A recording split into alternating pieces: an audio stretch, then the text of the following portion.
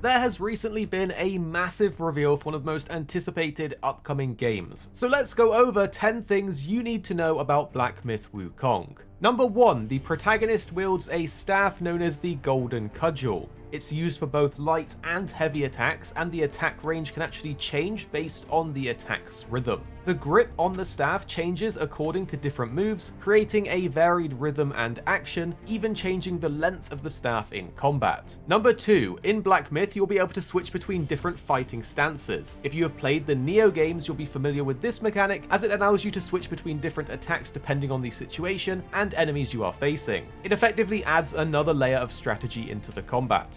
We currently know that the protagonist uses a staff with 3 stances for melee combat: smash form, pillar form, and thrust form. For example, while in thrust form you get more access to long-ranged poking attacks for breaking through defenses, while in pillar form you have more defensive options. The smash form, however, seems to be all about dealing damage, so we'll probably be spending most of our time in this form. Number 3, we got a closer look at some of the spells and abilities that we'll get access to in the game itself. In various gameplay demos, we get to see the player use abilities including Immobilize to freeze enemies. There's also Cloud Step for dodging and striking. The dodging actually looks pretty cool because it leaves an after image of the character behind, while the freeze is looking extremely powerful, especially in boss fights, where it basically lets you rack up a bunch of damage without putting yourself at risk. Will spells include defensive and defensive abilities, so if you love wielding magic, you should have some fun here, and we know that the player will be able to have 4 of them equipped at a single time.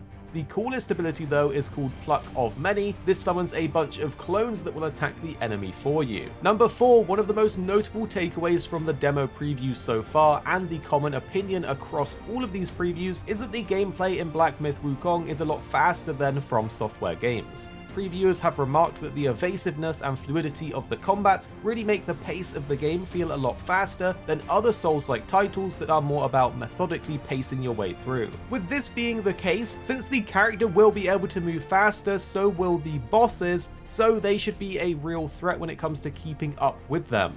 Number 5. Prior to the Gamescom demo, we have seen in the game's menus before, but this time we got an even closer look at the gear menu, where it shows just how much you can customize the look of your character through different gear. In a demo from Game Cores, we can see the player scroll through the menu and equipping various augments to the staff, and then assigning a whole new armor set which also changes his visual look, and some of them look pretty awesome compared to the basic armor that they had on at the start. It also looks like there are set bonuses that are applied for wearing more pieces of a particular armor type, and each piece of gear and armor that you equipped will change the stats of your character to reflect the bonuses that it gives you, so you will probably need to find sets that match your playstyle, as some give different elemental properties to your weapon as well. Number 6, if you don't want to just switch gear for elemental attacks, another way you can do this is through transformations. We know from the new gameplay what 2 of the confirmed transformations will be that we will have access to in the full game.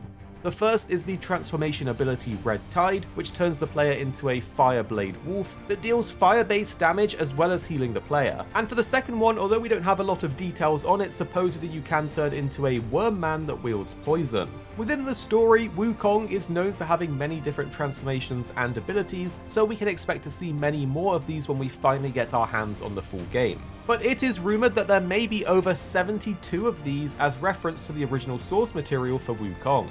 Number 7, one of the biggest showcases in the demo was around the variety of bosses that we will be able to take on in-game, and personally, we were super impressed by just how great some of these looked and how different they are from one another. The Centipede Guai uses roll attacks, heavy punches, and the ability to release poisonous gas. The Macaque Chef has icicle blasting attacks and is encountered in a snowy environment. If his health is reduced to halfway in a certain time period, it triggers a second phase of the battle. During this phase, the boss gains increased aggression, attack range, and attack patterns, including aerial assaults against the player. This boss fight is looking like it's going to be pretty intense as well as quite thrilling. The Tiger Vanguard, which is probably our favorite so far, is basically a giant tiger boss, where the stage of the battle is in a pool of blood, and it possesses both physical and spell-based attack abilities. It also does combo attacks that look to deal substantial damage. And then there was the Blood Moon General and the Poisonous King, which just goes to show show the potential fun that they will have in store for us when it comes to all of these different bosses. Number 8, we know that the game will have a number of different locations for the player to explore. From deserts, arid landscapes, and ice mountains, different parts of the new demo took place in a bunch of different locations. What I didn't know though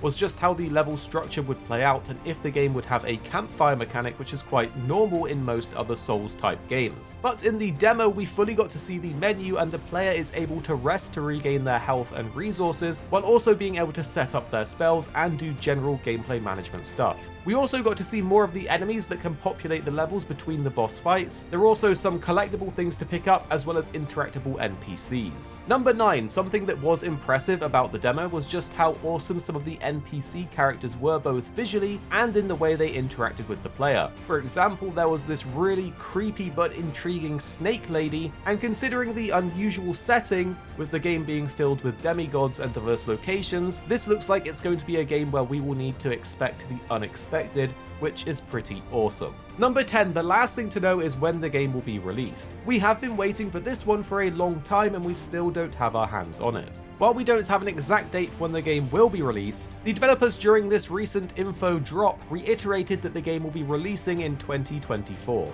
And unlike the previous years where we barely had seen anything from the game in real action, this time we actually believe that we could be playing this game next year. So make sure to check out the 2 videos on the screen now. We have loads of content coming your way soon that you won't want to miss out on. So if you haven't seen these 2 on the screen, definitely check them out and then tell us what you think after watching in the comments down below.